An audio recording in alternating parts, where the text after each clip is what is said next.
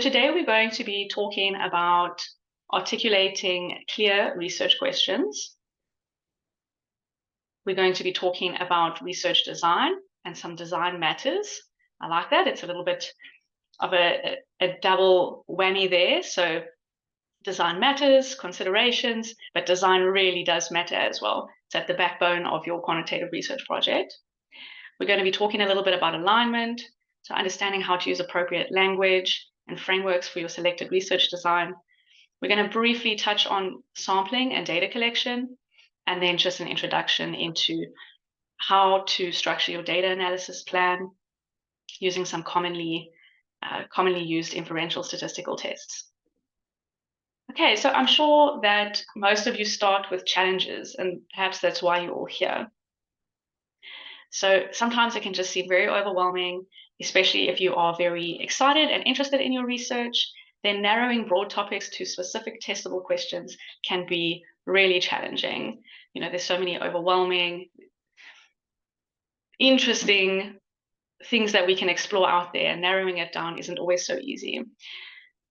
Converting questions into measurable hypotheses, so just finding that link and converting that research question into something testable and measurable. And then selecting an appropriate study design, understanding the limitations and the biases of these chosen designs. So what are the implications? What are the implications of choosing the wrong design? And how does that affect the rest of the study? Choosing representative sampling methods and implementing effective data collection strategies. Now, your sampling affects everything. Do you have enough participants? Do you have enough data? And how does this impact the subsequent data analysis and the reliability and validity of your results? And then when it comes to alignment, you know, how do you use consistent language for your selected methodology? And I think that is probably the biggest problem that we see throughout, is a lack of alignment. So that's really something I want to focus on, and I'll probably bring up quite a few times this evening. Then aligning your data analysis techniques with your research questions, and really understanding those necessary statistical concepts and methods. So it is quite a challenge to undertake a quantitative research project, and there's lots of moving parts, but they're all interconnected. And finding that golden thread, you'll hear me refer to this throughout, that golden thread that knits all of these different aspects together. Once you get a grasp on that, then the remainder of the research proposal should move smoothly. Okay, so how do we articulate clear research questions? So firstly, it's all about starting with a broad area of interest. What are you investigating? What are you interested in investigating? And this will always start at a more global level, and it funnels down into something more clear and specific. So you'll come up with an area of interest that you're wanting to research, and then you'll have to dive into the literature and really narrow that down based on a thorough literature review. Once you're in that literature, hopefully you start to see some holes or some gaps in the available literature, and that is your time to shine. That is a gap that you can fill. And how could you fill that gap? Well, what question would have to be answered in order for that gap to close? And that can turn into your specific research question that's going to fill that gap in the literature. So let's just look at a brief example. So perhaps the broad area of interest that you want to research is something along the lines of the impact of technology on modern education. So that is very broad. You know, what technology? How are we defining modern education? In terms of education, are we talking about secondary education, tertiary education, primary education? So this is a very broad topic. Then we'll dive into the literature. And this literature review should focus more narrowly on effects of social media on your particular narrowed group of interest. So for example, in this case, we're saying, okay, we want to investigate social media on adolescents, and particularly those in middle school. So now while you're looking through the literature, you might uncover some studies on social media's impact on maybe cognitive, social or emotional aspects of adolescent development. And surely this will also eventually funnel into education as well. So you'll go down this path of finding these interrelated or these interconnected academic papers that speak to your broader topic of interest. Okay, but now where's the gap? Where's the gap? So maybe in your literature review, you end up finding a lack of consistent findings, or maybe a limited number of studies that address social media on education within the middle school age group. So some studies that you're reading may show a negative impact of social media on concentration, while others might have suggested that social media acts as a tool for educational engagement and networking, which may have a positive influence on academic achievement. So now we see, okay, well, perhaps the literature is flooded with articles and research around social media within the middle school age group based on academic outcomes. But what we're really seeing here is that we aren't finding consistent results. So that in itself is a gap and perhaps worth exploring. So maybe you end up saying, okay, well, is there a correlation between social media usage and middle school student academic performance?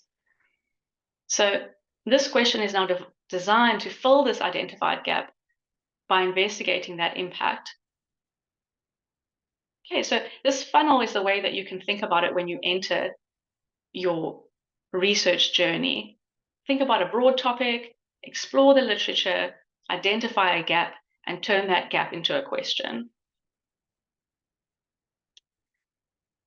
When it comes to writing these research questions, they really form the cornerstone of the rest of your study. So you need to ensure that they are clear, concise, that they're focused, they're researchable, and then of course that they're relevant. Don't make your research question overly complicated. Don't try to answer too many things in one go. There's always time for that later on. So let's take an example. Let's take the example we were just using. Is there a correlation between social media usage and middle school student academic performance? What are the key variables? What are the key players in this statement? And the reason I'm highlighting this here is because these key variables become part of that golden thread throughout your dissertation or throughout your proposal. Whatever you pull out here as the key variables are going to be the terms that you end up building your entire dissertation and proposal around. So in this case, our key variables are social media usage and student academic performance. Now already, perhaps you're starting to think, okay, well, how do we operationalize these variables? Because that's important. If you cannot operationalize something, which essentially means can you turn it into something measurable, then perhaps it's not clear and focused enough. It's not specific enough. So as long as you can take that key variable and find a way to quantitatively measure it, you're probably on the right track. Okay, but now that you've got your research question, the next step is turning it into a testable hypothesis. And I can guarantee you now that if you haven't made the key variables specific enough, you're going to have trouble turning it into a testable hypothesis. Okay, so how do we make that switch? Okay, let's go back to our example. So is there a correlation between social media usage and middle school student academic performance? So step one, identify those key variables. Depending on your research design, which we'll get to a little bit later, you may have independent variables, dependent variables, or control variables. But at this stage, you can just identify those key variables. And then say, okay, well, what is the directional relationship that I'm interested in? And that directional relationship can look one of three ways.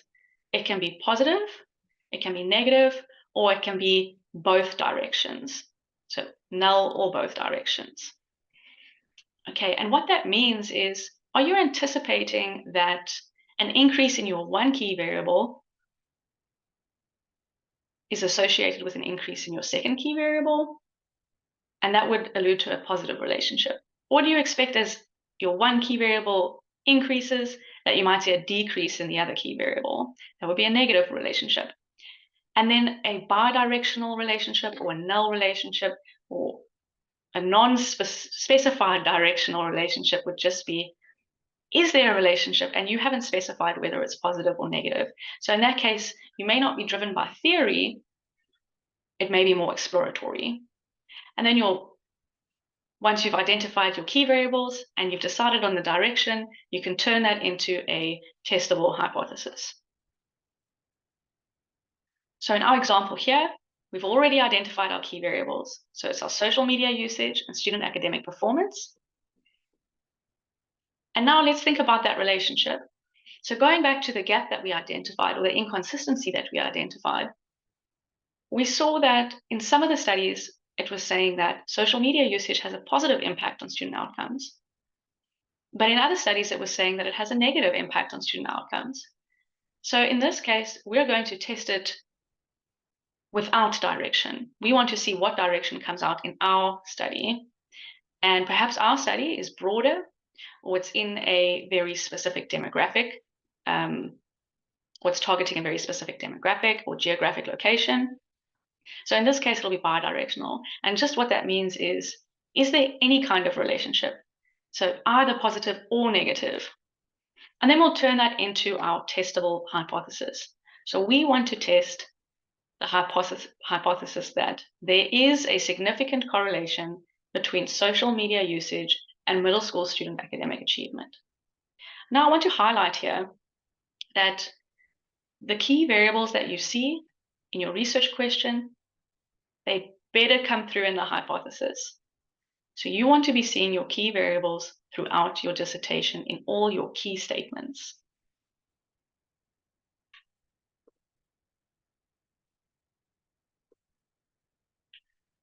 Okay, let's just take another example here, very much related, but let's take a research question and turn it into a testable hypothesis.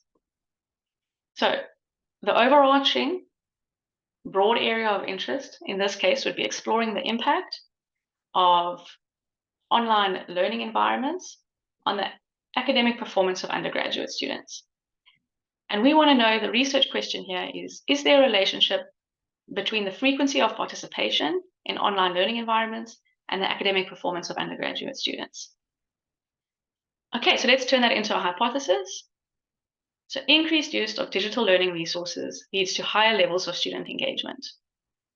I'm going to stop for just a moment, and I want you to have a look at that research question and a look at that hypothesis. And I want you to see what are the key what are the key variables in the research question, and then what are the key variables in the hypothesis. So I'm going to stop for 10 seconds here.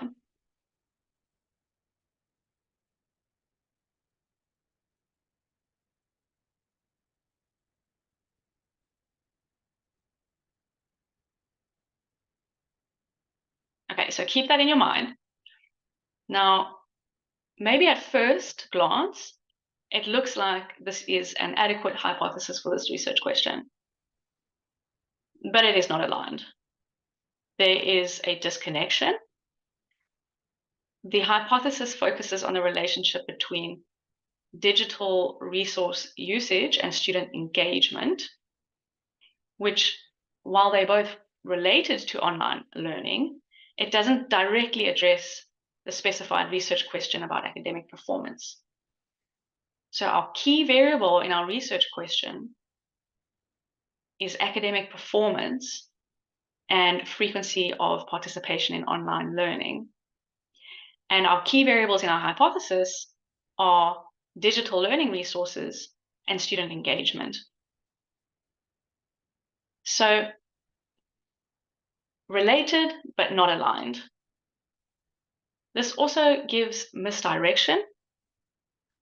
So the hypothesis diverts the attention away from the core inquiry, which is about the effect of specifically online learning environments on academic performance, and it misdirects it to a much broader aspect of digital resources and student engagement.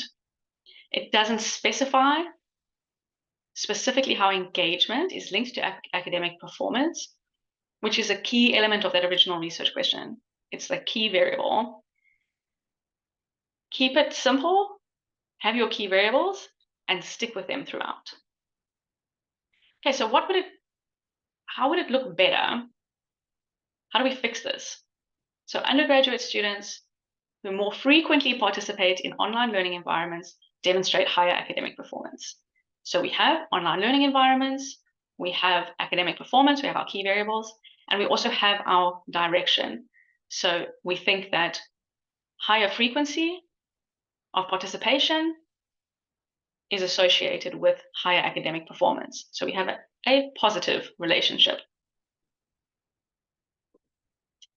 Okay, now what about some design matters? So you've set up your research question, you've turned it into a testable hypothesis. Now we have to be able to test that hypothesis, and what is the best way to do it? So choosing your research design, there's quite a few aspects that need to be taken into consideration. First and foremost, what are your research objectives? If your research objectives are to establish cause and effect, there's a particular research design that aligns with that research objective. What are your resource constraints? And this could be in the realm of financially, time, labor. It really depends. It needs to still be feasible. So you need to work within your resource constraints. And some research designs are more resource intensive. A true experimental design requires very controlled conditions, which are most likely only able to be established within a controlled lab environment. What about ethical concerns? So what if you want to conduct your research with a vulnerable population? What are the ethics associated with that? How can you conduct research with integrity that's ethically sound and that, of course, gets your ethics approval? What has previous research done? You want to put research out there that can be contrasted against previous research and that can pave the way for future research. So if you are wanting to do a comparative study, or you're looking at expanding research that had been done in another region previously into a new region, you need to make sure that the research designs are aligned so that you can compare and contrast the results from these different geographical locations. What about generalizability? Depending on your research design, you may be able to generalize beyond your study sample, or you may not.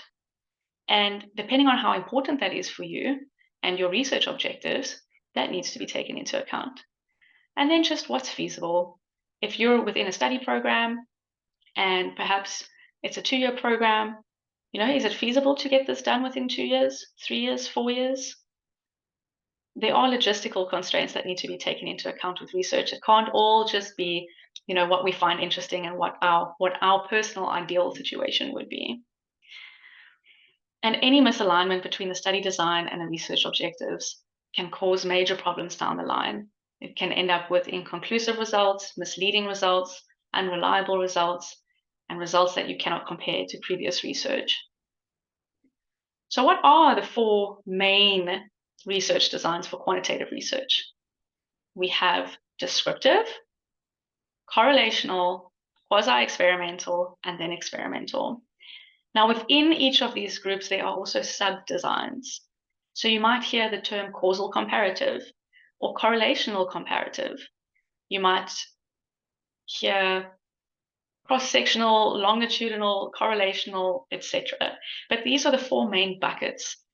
And finding which bucket best suits your research objectives definitely provides a fantastic foundation for you to build on and add those other smaller elements to that the nuances to the remainder of the research design.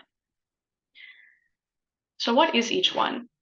A descriptive research design is an observational approach that just describes characteristics or some occurrences. It focuses on describing variable distributions. So perhaps you want to conduct a census.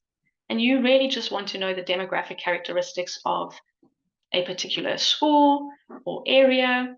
And in that case, if that is the goal of your research, a descriptive study suits it perfectly.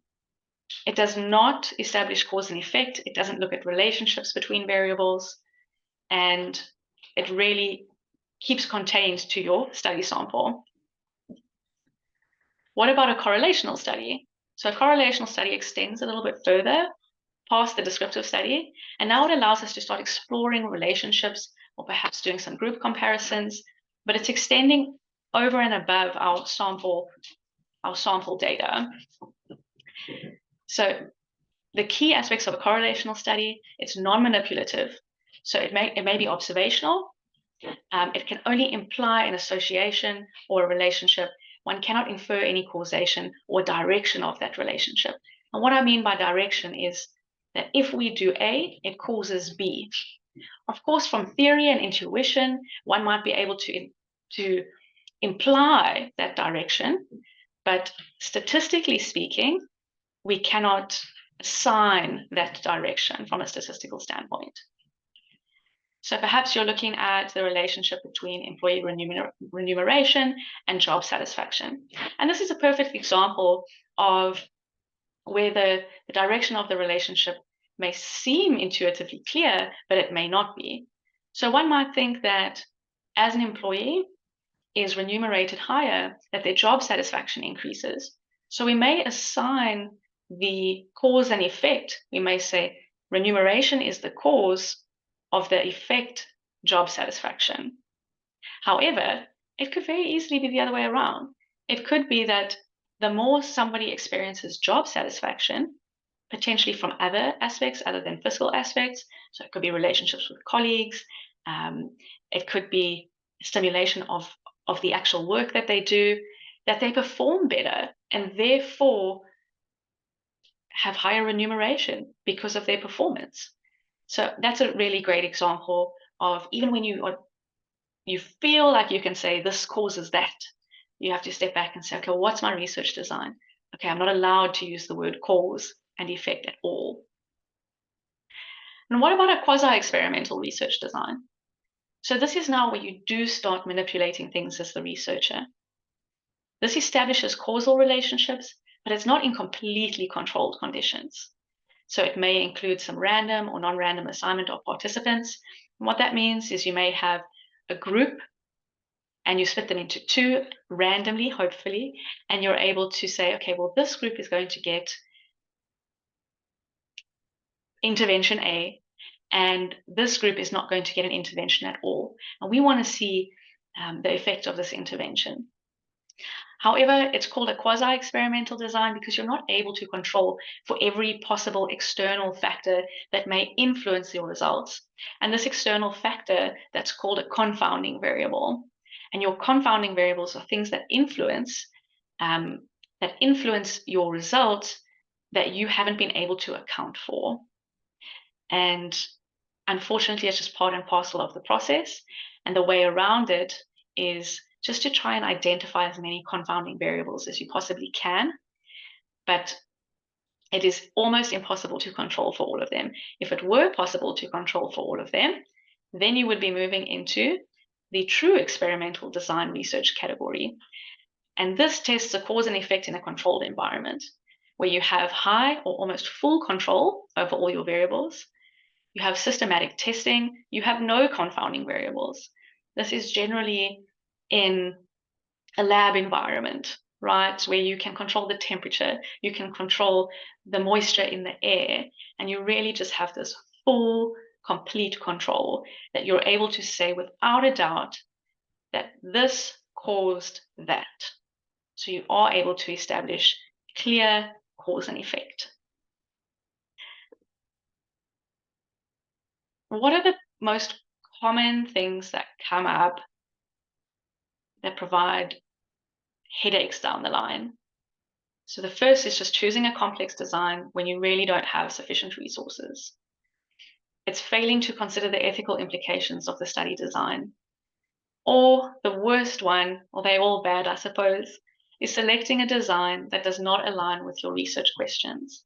I cannot tell you how many times I've seen data that's been collected using an inappropriate design, and then when it comes to answering those research questions, the data are not appropriate, and we cannot actually continue with the study without restructuring everything. So in this planning phase, it may seem tedious, but take the time and make sure that you have perfect alignment. On that note of alignment, the golden thread. So within your dissertation, whether it's your proposal or your final dissertation at the end, you need to have this golden thread that cuts through, that weaves through your entire dissertation.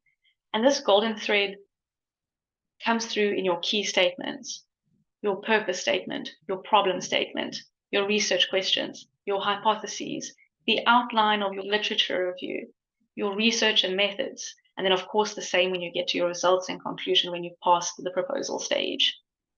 So what is alignment? It's the logical connection of your ideas presented throughout your dissertation proposal. And the lack of alignment is one of the most common reasons that I see that a proposal is not approved. So you may be using particular terminology in your chapter 1, and then it suddenly pivots and you use different terminology in your chapter 2 and 3 and 4 and 5. So why is alignment important? It demonstrates that you understand the nature of your research and how to effectively apply your chosen methodology and design. It shows that your study has methodological rigor and it leads to quality scholarship. And an aligned study just helps you throughout the whole process. Once you get your data in, if your study is aligned, it's going to be so much more, it's going to be such a smoother process to just get to that finish line. I just want to point out these key statements that I referred to. So in your introduction, you need to see these key variables that you wrote in your research question coming through in your introduction. You need to have a problem associated with each of those key variables, or at least a problem associated with some kind of interconnection of those key variables. The same thing in your purpose statement. Those key variables need to be in your RQs, your research questions, and your hypotheses. And then when it gets to your literature review, those key variables are going to guide the structure, the organization of your literature review. I recently worked on a study with a client, and I didn't see the key variables in their research questions appear at all in their literature review. The literature review should be focused around those key concepts, which ultimately boil down to your key variables. And then in your methodology and design, how are you measuring your key variables? How are you operationalizing them? And how are you taking them from a concept to something measurable? Then you measure it, then you perform your analysis with it, and then you interpret it. So each component of the research proposal must be clear, simple, correct, aligned. And this will help you make sure your research is doable, it's valuable, it's credible. And I want to highlight here as well, often what happens is the research proposal ends up sounding repetitive. And, doctoral candidates don't like that. The researchers don't like that. It sounds perhaps a little bit redundant and repetitive. So they go in and they start using synonyms, and they start trying to change the verbiage so that it makes for a more interesting read. But what one must remember is that scholarly writing, academic writing, is its own sphere of writing. It's not supposed to read like a fiction story that you might read on a Sunday afternoon with a glass of wine. It has a very specific layout, and having this alignment throughout the dissertation demonstrates your proficiency in scholarly writing. So if in your research questions you've used the term correlation, do not change it later in the next chapter to relationship. Keep it as correlation. If you've used the word association, I want to see that word association coming through over and over and over and over again. If you've used the word student achievement, you need to keep it as student achievement. It cannot be student achievement in one sentence and then academic outcomes in the next sentence. It needs to be consistent throughout, and it will be a little bit repetitive, and that's okay. So is your research plan appropriate to address the problem statement, purpose statement, and research question? Does the research plan align with the problem, purpose, and RQs? And does the proposed sample align with the research plan? So if you're looking at social media usage in adolescence, in middle school, you cannot be collecting data from college students, for example. And this may sound obvious at times, but it happens. It happens. If you decide to go with a descriptive study, these are the key terms and phrases that must be peppered throughout your proposal. It needs to be observational. So observation, distribution, characteristics, occurrences. You want to see those terms throughout.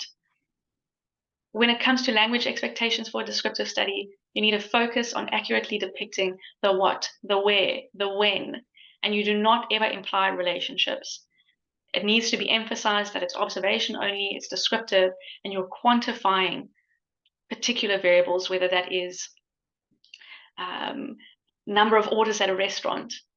You're not looking at a relationship as in, is there an association between gender and number of orders at a restaurant? That is now beyond the scope of a descriptive study. For a correlational study, your key terms and phrases: relationships, association, correlation, non-causal. The language should center around exploring associations between variables. And a big key here is to avoid in any way implying causality. So you will never, in a correlational study, you don't want to be using the word, this variable has an effect on that variable. You don't want to be using the words impact, effect. You really just want to be looking at there's a relationship. And if you do use the terms effect, impact, etc., you need to make sure that you are contextualizing it and that you're making a case for why at the level of a correlational study you feel that you can infer some level of causality. There are some cases where that's okay, but it requires very thorough justification and strong justification. Okay, what about quasi-experimental? Your key terms and phrases. Yes, now we can jump into some causal relationships. We're talking about random assignment, non-random assignment, and in a quasi-experimental design, confounding variables. You're definitely going to see that word coming through. For a quasi-experimental proposal, we want to see language that suggests stronger degree of inference than correlational designs while still recognizing the limitations. So you want to acknowledge that you have some control over the variables, but acknowledging that there are external factors that may influence the results that you're seeing. For experimental, our key terms and phrases: controlled environment, manipulation, cause and effect, systematic testing. And this language can be hard and definitive. It's precise, it's focusing on controlled manipulations. We're testing specific theories. We can use the terms cause and effect, and we can use it with confidence. So just to wrap up this portion of it, these key terms and phrases, you could take them and say, okay, well, now that I'm writing my research proposal, I've decided to go with a correlational study. Okay, so I may not present the words like manipulation, cause and effect, systematic testing, or impact, etc., within my proposal because it's not in alignment with the design that I have gone for. Okay, now just a brief overview of sampling and data collection. There's a little bit much to go through here within our time frame anyway. So I'm just going to give you an overview. When it comes to your sampling, you need to be clear on who's your target population. So you need to clearly define the group from which your sample will be drawn. So if I'm interested in all middle school adolescents, that's my target population. Perhaps it's within the United States, perhaps it's within another country. So my target population would be all middle school adolescents within the United States. But my study sample will be those I actually collect data from. And this will always be a subset of your target population. And hopefully it can be a big subset, who knows, depending on your resources and your study scope. But perhaps I choose a particular geographic region, let's say North Carolina. And so now I'm looking at middle school adolescents in North Carolina and at public schools. So I've narrowed down that study sample. Now, what techniques do I actually use to get access to these people? And this is a tricky one because a sample is supposed to represent the entire population. It is supposed to be unbiased. In reality, however, this is almost never the case. But when you are able to choose a sampling technique that is a probability sampling technique, so that means that all members have equal chance of being selected, that is your gold standard. However, the reality is that in most research spaces, it generally relies on convenience sampling, particularly for survey-based research. But if you're able to, look into simple random sampling, that's your golden standard. If you need a particular breakdown by certain demographic information, you might want to use stratified sampling. If you have a harder to reach population, you might want to use purposive sampling. Or again, if it's a harder to reach population, you might want to use snowball sampling. And all of these sampling techniques have implications for the generalizability of your results. For your data collection, you need to detail how each instrument or data source will be used. You need to document the methodology for data collection and recording. You need to provide a step-by-step procedure for the data collection. So think about it as a recipe book. Someone's going to follow this, and they would need to be able to pick up your proposal and continue with your research project without instruction, because the instruction is the research proposal.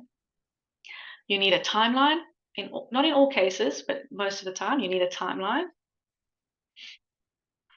And when it comes to data collection, you need to be thinking, do I need site authorization? Who are the gatekeepers of this target population I'm interested in? You need informed consent. So you need to follow ethical procedures when collecting your data. What about data security? How are you safeguarding the personal information of your participants? Do you need to destroy the data later on? And then, depending if you're doing a survey, what about paper-based versus electronic data management? Are you going to be putting a survey out on a survey platform? Are you going to be collecting data manually with paper-based surveys? And then how is it going to be managed? Who is going to have access to it? And has this been approved within the scope of your school or your institution? Okay, and my favorite part as a statistician is the data analysis. So when it comes to the data analysis, there are particular commonly used techniques that go with particular research designs. So if you can have alignment through your research questions, your hypotheses to your research design, chances are there will be a standout data analysis technique or statistical technique that was made to answer your research question. So just some commonly used statistical tests for the different designs. And this is not exhaustive at all. And there can be some cross-pollination between these categories. So this is not fixed, but it is more commonly aligned this way. So for your descriptive designs, you're not going to be performing any inferential statistics. It will just be frequencies, percentages, your means, your median, your mode. So those are your measures of central tendency. You'll be talking about variability, and you'll have some graphical representations. So that would constitute your data analysis for a descriptive study. For a correlational study, you're probably looking at Pearson's correlation, Spearman's correlation, perhaps a chi-square test, or regression analysis to help you with predictions. And then for your experimental designs, both the quasi-experimental and the true experimental, you're probably looking at group comparisons And those tests would be your t-tests, your ANOVAs, your ANCOVAs, and your non-parametric alternatives to those parametric tests, your t-tests, ANOVAs, ANCOVAs, etc. But I do just want to point out again, this doesn't mean they are stuck in that category and that category only. So what would guide your choice of statistical test? Well, it's your research question, it's the level of measurement of the variables, it's the assumptions underlying the tests, and it's your study design. So I have a quick cheat sheet here, which should help you facilitate what test to use. And you'd go through this flow chart, and I'll just go through this one quickly. So do you have a true independent and dependent variable? And you would only have a true independent and dependent variable if you had an experimental design, whether that's a quasi-experimental design or an experimental design. So if the answer is yes, you can go for a regression analysis. If the answer is no, you'll have to look at a correlation. And this particular flowchart is if you're looking at relationships between variables. Now, what if you wanted to do group comparisons? Okay, so you want to see if there's differences between groups. Okay, but differences between what? Okay, we are interested in differences between means, not variances. Then how many groups do you have? Okay, we've got more than 2 groups. Then have your parametric assumptions been satisfied? That you'll only know once your data's come in. So we assume in the proposal writing stage that these assumptions will be satisfied. So you'll propose the ANOVA, as you can see in that flowchart there, but as your backup. So you'll always have a backup data analysis plan, and you'll say, should the parametric assumptions not be satisfied, we will use a Kruskal-Wallis test. So really, the key to writing a successful quantitative research proposal is alignment, alignment, alignment, and the language that you use. You need to keep it clear, simple, concise. Don't try to be fancy with the wording. And you should be good. You should be good. Now, obviously, this doesn't cover all the aspects of a quantitative research proposal. There's only so much one can get through in this time allocation.